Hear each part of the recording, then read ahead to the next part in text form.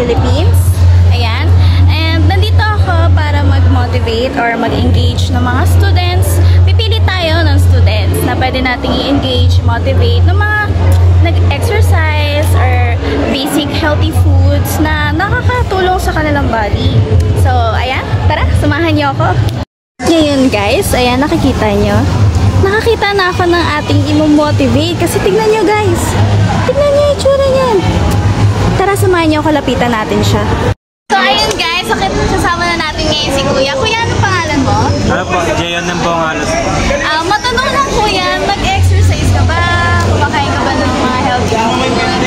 Di po kasi recently parang laging pagod ako after mag-aral, ganun sa school. So like yung pagkain ko, skip na.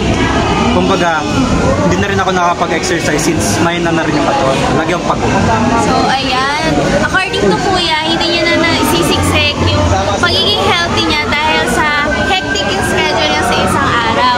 So ngayon Kuya, may gagawin tayo. Ready ka na ba? Ano po ba yan? Challenge po ba yan? Hindi naman!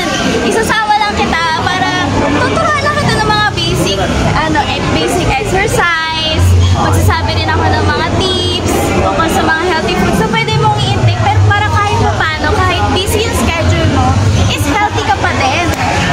Ready Sige ka na ba? Agree po ako sa challenge niya. Narinig yan guys! Tara na! Starting with a Russian twist, a core exercise. It's important because it strengthens your core, improves balance, and helps enhance overall stability for daily movements and sports.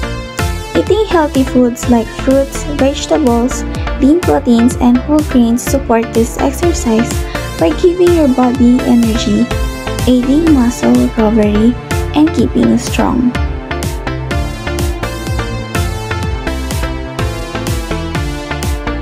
Next up, push-ups, a body weight exercise. They're important because they strengthen your chest, arms, shoulders, and core while improving overall upper body endurance.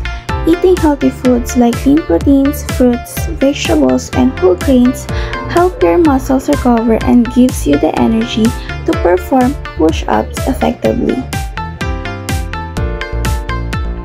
And we're going to do the squats, a lower body exercise. They're important because they strengthen your legs, glutes, and core, improve balance, and support everyday movements like walking and lifting. Eating healthy foods such as lean proteins, vegetables, whole grains, and fruits helps fuel your workouts and aids muscle memory after doing squats. We're doing right now the weighted row. In this exercise where you pull a weight just like dumbbell, barbell, or bag. In this exercise we use the bag. It's important because it improves posture, builds back muscles, and increases pulling strength for daily activities. Eating healthy foods such as lean proteins, vegetables, fruits, and whole grains helps your muscles recover and gives you energy for weighted rows.